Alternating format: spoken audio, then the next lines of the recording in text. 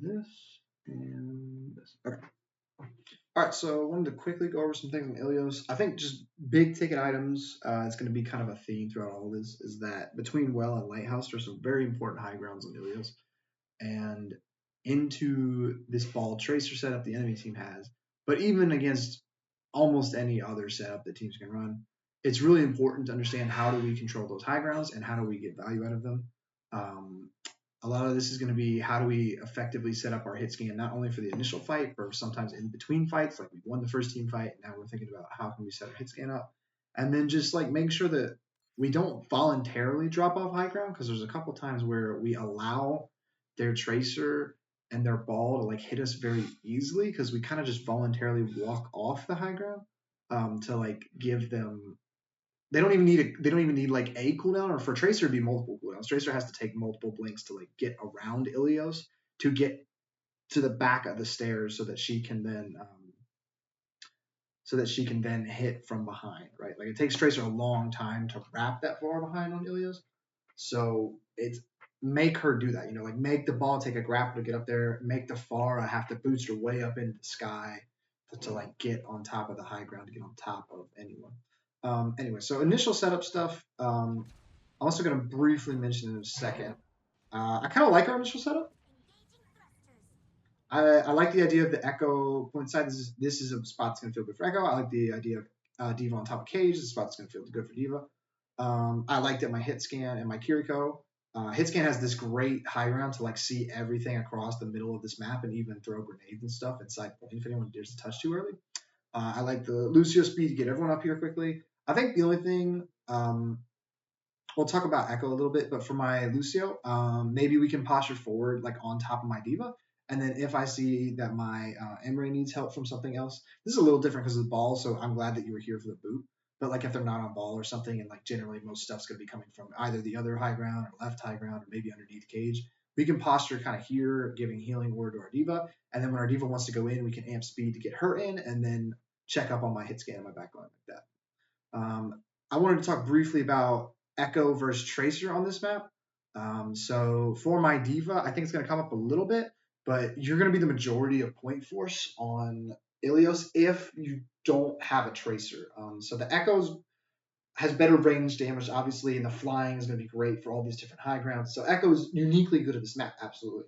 But I wanted to emphasize that because you don't have a Tracer, you kind of become responsible for a lot of point touch. I think at one point my Lucio ends up dying because he had point touch early on, and Lucio's like usually I'll say Lucio's like the third option between your tank and flex DPS.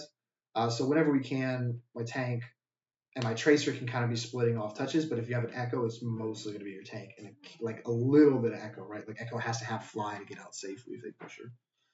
But other than that, I like this initial setup. And then I think I'm going to pick on my Kiri a little bit, unfortunately. But this happens for my hit scan. This happens for my Lucio. This is just an example, and I want to show you why it's so easy for you to get picked off once you voluntarily drop off high ground. So we're helping. All this is good. All fine. We walk off to, I guess, go hit some damage or something. And yes, there is the micro misplay of like, I don't TP, I don't Suzu. But like we can see that the Tracer was able to follow up just because we dropped the low ground. Like she wasn't going to be able to get back there and hit us in time with the ball. And then the ball is like, he doesn't even need to grapple up. He's literally just walking forward and shooting Valkyrie in the face just because we kind of walked off the strong position to, not quite sure. Maybe there's some miscommunication or something, but it's all good. Or just general Pharah spam might have scared us out. Remember, you don't have to like stay static. For this room specifically, you don't all have to peek out like this kind of main area. You can peek out left if you need to look over here. You can peek out right on bridge. There's a couple different options that, like, depending on where you're trying to help on the map, you can utilize. There's multiple different ways you can get out of that room. All right, so that was it for this section. Let's go to around here. I want to get to 605.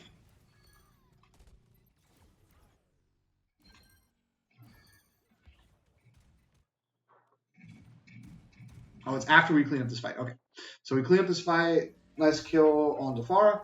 And I wanted to point out, yes, for my hit scan. The fight's won. And we need to quickly start thinking about which high ground is going to be appropriate for me to set up on, depending on like where my flex DPS and stuff are holding, flex DPS and tank are holding. So this is a great long lane here, but we probably can't hold it. Maybe we can pistol jump up top, but that's a little risky. And so maybe we talk to our tank and flex DPS like, hey, I'm not sure if I want to do this much poke up front. Like we can let him walk a little bit if we want. But this is also this point right, this thing right here, point here is good. I don't know if we can pistol jump up here. We might need grenade and pistol jump. I think like the basic thing here is that Emre is going to feel a little difficult on Illios, just because the grenade tech spots and the pistol, it might not be enough verticality to take advantage of all these high grounds. Say a character like ZeroG can slide between the high grounds. Freya is great on Illios because these high grounds are easily accessible for her at all times. So Ashe is another good one that has pretty easy accessibility with Coach Gun. So like getting my hit scan either on top of any of the 3 main high grounds and giving them just a long lane to like kind of disrupt people that are coming to point or coming to join the fight is really good. So my hit scan gets stuck on ground. I think he's like looking for ball or something, but not generally your job to mark the ball. Leave that for like until he's on top of you. Like he's usually just going to be hiding. So like you going out of your way to look for him means that you can't really get damage on the enemy team's walk up where we need you right now. Yeah, I think we're worried about it. And so because of this downtime, the ball is going to get an engage on us. And I don't remember if we die or not, but it's a free engage, and we weren't really able to deny any of the walk up here, and it gets a lot of our resources forced pretty early. Yeah, and especially now that we're stuck on points, bro. Yeah, so their Pharah is able to walk up for free. Their Wing is able to walk up to height. I would just like it if there's a way where we may not be able to set up here. That's fine. But at the very least, can we get set up on like top of this point? Or maybe we want to wait them all the way back because this is the easiest one to access and just let our team know that we have line of sight of kind of the narrow choke there.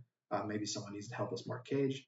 And then we can also rotate to another height on top of one. All right, let us go to...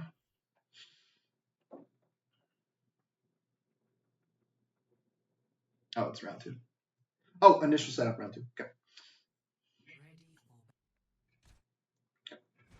I think the initial set was pretty decent. It was another thing where my hit scan got isolated again. And it's going to be more of the same. Like, can I get my hit scan on top of... For Lighthouse, the high grounds are definitely like Lighthouse itself. Not much hit scan play over on top of cage. You don't have to worry about that. You could, if you like this spot, you could definitely think about using this and kind of getting this long lane across the point. They don't have a hit scan, so I don't have anything to compare it with. But I may or may not need my Tracer to rotate with my team here through height, but I definitely think I want my Emre if we can like pistol from ground here up, or we can like grenade jump on top of like this, and then we can jump up here or something like that. And then I want to remind that I think it's okay to rotate S5 here. So like I get my Lucio speed and I get like, maybe not my Tracer. My Tracer might, want to mark cage side or want to rotate underneath. All those are good options for Tracer. But it's okay to rotate as 5 because eventually, like my Diva, my Tracer can go deeper, and like they can set up angles on left. My hit scan and backline can kind of set up angles towards right, and so as it's okay to rotate as like 4 or 5 to get the benefits of speed boost, and then from there we can go and set up afterwards. So yeah, they didn't find my Emre, and it's really good they didn't because he's completely isolated and fully would have died. Yeah, so yeah. So like the way we play it from here is okay. I just wonder if they're like, if we can get up here and then we can have pretty decent LOS onto Pharah Wing as they come up and out over here. Like some Emre shots from here would be nice, and then my Diva and my Tracer and my Lucio can be marking ball and Tracer coming from left and right. And that would be pretty helpful. So that's it for that. What was 953?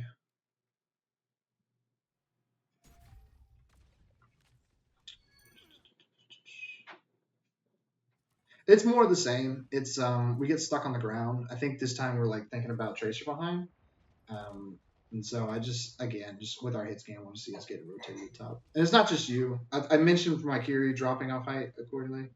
We do get to height. Sorry, we do get to height, but like that time where we're like marking Tracer, and we're like thinking about people behind, we had to use pistol, and now we don't have pistol for 8 seconds. And I think it's going to be the difference between us living and dying. 5. It was close. If we had gone, or if we had even just like nade jumped to height, maybe we get here in time. We also don't have to compete at this height because my team was posturing forward to like kind of fight here. And fighting, if we established like up here is really good after we got in a team kill. I think that's what it was. So we got in a singular pick, so we probably can't hold this space, but we can definitely hold like point aggressively. My team was kind of posturing this way, but like it would take too long for my hit scan to get set up effectively. So we probably just want to posture more towards point or like poke a little bit and then back up. But if we get a full team kill, I think there's definitely a world where my like hit scan can kind of sit back here, rotate through different rooms here, maybe even posture forward very aggressively here, get like some people set up on height here, and we just kind of poke, just walk up really hard if we get like a full team kill and enough time to like set up. We might not first fight because we have to cap point, which I understand. Maybe leave that for Lucio or something. But if we can get up here and poke walk up, that's fine. There's also like kind of back here to like poke this main lane here. If not, either like even just back on main, giving ourselves plenty of distance to like shoot this. But like high grounds are our best friends in Sits game. It gives us more information. It costs more resources for the tracer ball to actually get to us because it usually takes a cooldown to get to high ground for them. And then we just kind of have this great sight line onto point and onto their back line. All right, that was 3. 11:27. Uh-oh. Let me just skip there.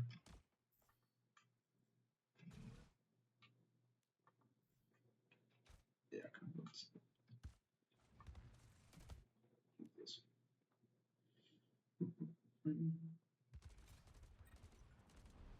Oh, this was Tracer Micro. Turbo, I don't think is on roster, so I won't go into this too much. But whoever ends up playing Tracer for us, I want to quickly point out one. I'd like us to like the ball is here, and he hasn't. Like, I think he thought he committed all the way over, so we won't get it back to you. It was this play here that we'll watch it. We like blink aggressively onto the tracer, and it costs us our recall. The biggest thing here is that even for our dive stuff, generally you can't just skip the enemy team's frontliners. Like you can't skip past the enemy tank, the enemy flex DPS without getting a cooldown out, right? I think we saw it a couple times in Dorado where like we were able to force Winston bubble when we were attacking, and we were immediately able to take advantage of that, right? So this is a great example of Tracer Recall is a great one for this. Their enemy Tracer, now that they've seen our recall, is able to just completely ignore this duel. They don't have to do it at all, and he's going to be able to follow up on the ball for free. And that's what's going to help get a kill. So whoever ends up playing Tracer for us, I'll call it like doing our homework in terms of like we need to find ways to like clear out the people marking our angles, and we just let this happen for way too free. We blink in, trying to go for a one clip or a great play. We get our recall force, and so we're not able to effectively stop the ball tracer engage because we went too early and because we kind of went on their side of the map in the space that they control. All right. That was 11:27, 15:20. That might be third. Yeah, it's third. 15:20. Oh, initial setup stuff. Last initial setup. Oh, I think this was also my fault. I confused you if I remember, Azure. That is my mistake. I think I said left for some reason. I meant like you can posture as hit scan on this spot, and we can kind of watch the fight play out from here. And I think this angle is going to avoid less of the pillars on left. Like this spot is long and it is a high ground, but as we see once we swing here, and I think you felt it right away. If they're not fighting on coast on mega side, like it's kind of difficult. There's not much in terms of like LOS to the backline. You can also just go super simple and like kind of chill out up here and like kind of peek towards main, and maybe we can swing left past tree and shoot a little bit on mega. But like some of these smaller high grounds and smaller angles are going to feel pretty good. I think we can play the fight out from here because this is what I was talking about. I meant to say this like thing above cage on the right, not across from the mega. And my Kiri parts here. So we can see Soldier. Actually, I'll get rid of overlays. We can see Brig. We can see Soldier, Ana. Like this is a lot of good damage. Obviously, the ball probably would have tried to engage on us, but we probably have Pistol, we'll have Suzu. Our Lucio's helping us out by marking ball. So just like finding high grounds and positions where we can get set up to make it more difficult for the enemy dive to hit us. Like for Tracer, this is going to cost a lot of blinks. Like I think Tracer would have to like blink on the. There might be some stuff I'm missing. Maybe she like has to blink on here and then blink on here. It's a mess. Like the Tracer has to know the tech to like get up to some of these high grounds. And the ball has to use grapple, right? So like that's always what we want as hit scan is to force them to use cooldowns before they even get on top of us, and that gives us the advantage just through how we position aggressively. What are we at? That was 15. Last one is 1808. What was 18?